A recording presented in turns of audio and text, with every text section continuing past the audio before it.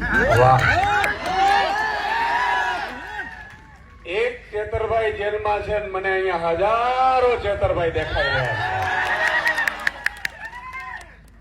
જય આદિવાસી! ભારત માતા કી! ઇન્કલાબ! મિત્રો, આજે હું જ્યારે જ્યારે ડેડિયાપાડા, નર્મદા અને આદિવાસીની ધરતી ઉપર આવું છું ત્યારે મને ભારતના એ મૂળ આદિવાસીઓ નજરે પડે છે જેને આ ધરતીને બચાવી છે. સાહેબ, જળ જંગલ જમલને તમે બચાવી છે. સાહેબ, આજે મને ગર્વ થાય છે કે એક આદિવાસીનો દીકરો જેલમાં છે, એને બચાવવા માટે, એના સમર્થન માટે આ 1.5 લાખ સિગ્નેચર પેલા જાતે તમે કરી છે.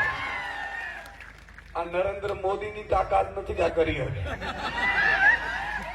નરેન્દ્રભાઈ મોદીની તાકાત નથી કે આટલા સમયમાં એ 1.5 લાખ સિગ્નેચર એના સમર્થનમાં કરી શકે. મિત્રો, એ તમારી તાકાત છે, મૂળ આદિવાસીઓની તાકાત છે. સાહેબ, મને એક વિડીયો જોયો હમણાં 4 દિવસ પહેલા, તમે જોયો હશે, પંજાબમાંથી. જોયો કે નથી જોયો? જોયો કે નથી જોયો? મને હમણાં અમે અહીંયા બધા ભેગા હતા, નિરંજનભાઈ કહેતા હતા કે ઈ વિડીયો પછી તો આદિવાસી સમાજ અંબાજીથી ઉમરગામ સુધી નક્કી કરી લીધું કે ચેતરભાઈ વસાવાને જેલમાં અહીંના માત્ર ભાજપના નહીં, ઉપર સુધીના લોકોએ જેલમાં નખાવડાવ્યો છે. અને એક પ્રધાનમંત્રી પંજાબની ધરતી ઉપરથી, સાહેબ, 22 રાજ્યોમાં જેની સરકાર છે, હજારો ધારાસભ્યો છે, સાંસદો છે, ઈ આપણા નાયક ચેતર વસાવાનું નામ લેવું પડે ને ધ્રુજારી બતાવે છે. એમને એમ નથી સાહેબ, ચેતર વસાવા એમને એમ પેદા નથી થતા. એના માટે જેલ હોય કે એના માટે મોટી આફતો હોય, એનાથી રસ્તા કાઢતા હોય ને એનું નામ ચેતર વસાવા. સાહેબ, આજે તમને એ ખબર પડી ગઈ કે નહીં કે આ જેલમાં નખાવાનું કાળુતરું કોને રચ્યું તું? ખબર પડી ગઈ? પડી ગઈ? મિત્રો, આજે એક ન્યૂઝપેપરના સમાચાર આવ્યા છે. ભાજપ પણ એવું કહે છે વારંવાર કે ઈશુદાનભાઈ, તમે ને ચેતરભાઈ ને આ બધા લોકો તમે એમ કહો છો કોર્ટે સજા આપી છે, ભાજપે નથી આપી, કોર્ટે સજા આપી છે. મિત્રો, મારી પાસે એક આજનો જ સમાચાર છે.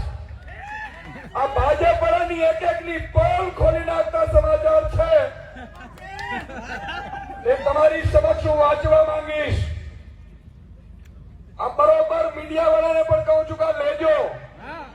બીજી વાર ભાજપ વાળાની ઓકાત ના હોવી જોઈએ જેલમાં નાખવાની હિંમત કરે. સાહેબ, એક સમાચાર છે કે ગુજરાતની કોર્ટમાં 16 લાખ કેસ પેન્ડિંગ છે. 16 લાખ. કેટલા? કેટલા? હવે તમને બીજું એમાંથી સંદર્ભના સમાચાર વાંચું કે એમાંથી 30 વર્ષથી વધુ હોય એવા 19 છે અને 10 વર્ષથી વધુ હોય એવા 25,287 છે અને 5 વર્ષથી વધુ હોય એવા 70,000 છે. તમે વિચાર કરો મિત્રો કે 1 લાખ કેસ એવા છે જે 5 થી 10 વર્ષથી વધુના છે. જયારે ચેતરભાઈ વસાવાનો તો હમણાં જ કેસ થયો હતો ભાઈ. ફરી ખબર? ચેતરભાઈ વસાવાને તમે 3 વર્ષમાં સજા કરાવી શકો તો આ 16 લાખ કેસ પેન્ડિંગ છે, એને કેમ સજા ન થઈ? એનો મતલબ ઈ થયો મિત્રો કે ભાજપે ચેતરભાઈ વસાવાને ખતમ કરવાનું ષડયંત્ર કર્યું. ચેતરભાઈ વસાવાનો ગુનો શું હતો? ચેતરભાઈ વસાવા તમારું અવાજ બનતા હતા અને ભાજપ તરફથી જે આપતો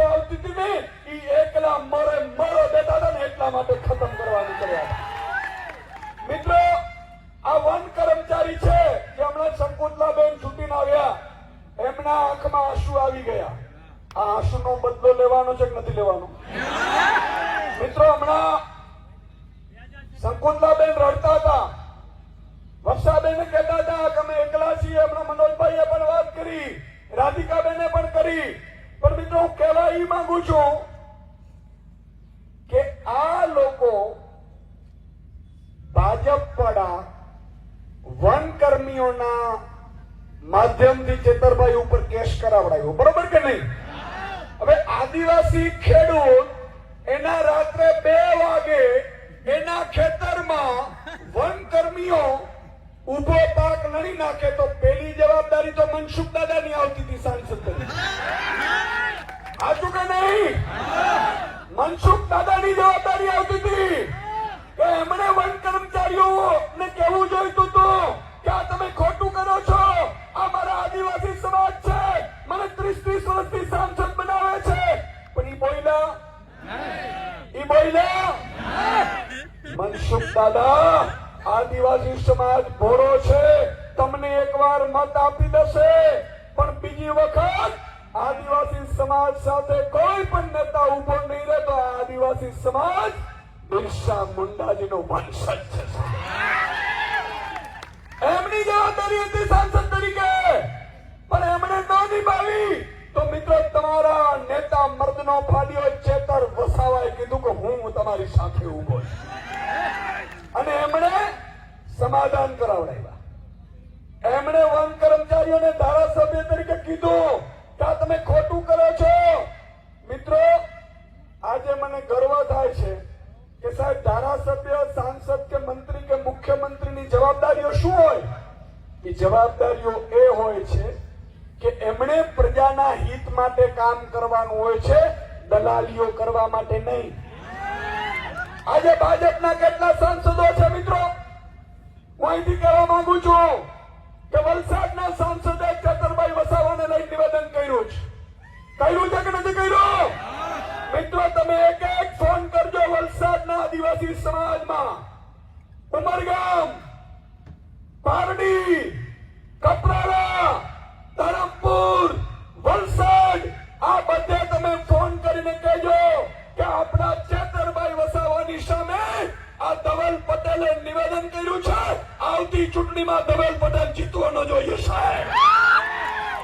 આ કરવું જોઈએ કે ના કરવું જોઈએ? એકતા બતાવી જોઈએ કે ના બતાવી જોઈએ? મિત્રો, એટલા માટે કે આદિવાસી સમાજ માટે બોલી નથી શકતા, એ ભાજપની પીપુડી થઈ ગયા છે. આજે ગણપત વસાવા છે, આટલા સમયથી મંત્રી રહ્યા. ગણપતભાઈએ ક્યારે જળ જંગલ જમીનનો મુદ્દો ઉઠાવ્યો હોય તો મને કયો સાહેબ? તૌતા તબલાની જમીનના મુદ્દા ઉઠાવ્યો હોય તો કયો? આદિવાસી સમાજ 30 વર્ષથી પછાત છે મિત્રો, આ ભાજપના કારણે. અને ભાજપ તો આપણે વનવાસી કરવા નીકળ્યું હતું, બરોબર કે નહીં? ભાજપ એવું કહેતું હતું આ તો વનવાસી છે. અરે વનવાસી નથી ભાજપ, પડો તમારો જન્મ નહોતો થયો ત્યાંના મૂળ આદિવાસીઓ અમે છીએ. અમે આ ધરતીના માલિક છીએ. જળ જંગલ જમીનના મુદ્દા અમે ઉઠાવીએ છીએ. તો મિત્રો, આજે આ એક મેસેજ આપવો જોઈએ. આજે આ 1.5 લાખ સિગ્નેચર સાથે આપણે જશું કલેક્ટર ઓફિસે, પણ કલેક્ટરની તાકાત નથી, ઈ ઉપર નહીં કહી શકે. એટલા માટે જ આપણે રાષ્ટ્રપતિશ્રીને લખ્યા છે આ પત્ર,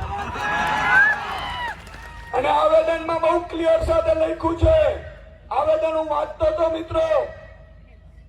આ આવેદનમાં આપણે એમનો જવાબ પણ લેશું. આજે 1.5 લાખ સિગ્નેચર અહીંયા થઈ છે. 27 તારીખે રાધિકાબેનની ટીમ છોટા ઉદેપુરમાં પણ આવો સંમેલન કરવાના છે સાહેબ. ભાજપ વાળા એક દિવસ ચેતર વસાવાને જેલમાં રખાવશે. 1 લાખ આદિવાસી ઉભા થઈને ભાજપની સામે પડશે સાહેબ. અને આ એકતા રાખવી પડશે મિત્રો. આપણે એકતા રાખવી પડશે. જો આપણે એકતા નહીં રાખીએ તો આ લોકો હવે જળ જંગલ જમીન તો ઠીક, આદિવાસી સમાજને ભાજપ રેવા પણ નહીં દે. આ આપણી અસ્તિત્વની લડાઈ છે સાહેબ, અને ભાજપને ખબર હોવી જોઈએ. એને ખબર ન ઝૂક્યા હોય તો એના વંશજ છે. ભાજપ તમારી ઓકાત નથી અમને ઝુકાવી. અને એ ભાજપને થોડા દિવસે તારા દેખાઈ ગયા. સાહેબ 18 દિવસના એક દીકરાને આ ભાજપે જેલમાં નખાવડાવ્યું. અને હું આજે કહી જ જાઉં છું, મેં ડેડિયાપાડામાં પણ કીધું હતું કે ભગવાન કૃષ્ણ જેલમાં જન્મ્યો હતો અને ચેતર વસાવા થોડીક ઉંમર થઈ જશે પછી એ 18 દિવસનો યુવાન ભાજપનો કાર્ડ બની સાહેબ જન્મ્યો છે. યાદ રાખો. એને તમે જેલમાં નખાવ્યા. તેનો ગુનો શું હતો હજી તો એને ખબર નહોતી કે આને રોટલી કહેવાય, અને મામો કહેવાય, અને કાકો કહેવાય, અને ભાજપિયાઓ કહેવાય. આ ખબર પણ નહોતી. પણ ભાજપિયાઓને કહેવા માંગુ છું મિત્રો, અને એક પંક્તિ સાથે મારું આપણે પૂરું કરીશું. બાકી આપણે નંદ રાજા નંદબીલને ત્યાં ફુલાર કરી અને પછી કલેક્ટર ઓફિસે આપણે આવેદન આપીશું. આપણે સૌએ સાથે જોડાવાનો છે. એક લાઈનમાં આપણે જશું. પણ એક પંક્તિ મારે કહેવાની છે ભાજપિયાઓને.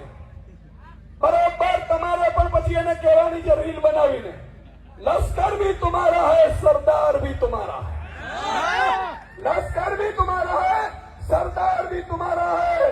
तुम झूठ को सच लिख दो, ये अखबार भी तुम्हारा है. इस दौर के फरियादी जाए तो कहां जाए, इस दौर के फरियादी जाए तो कहां जाए.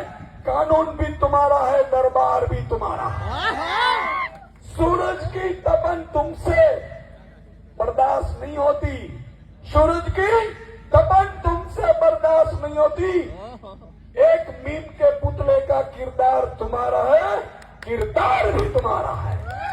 आज आदिवासी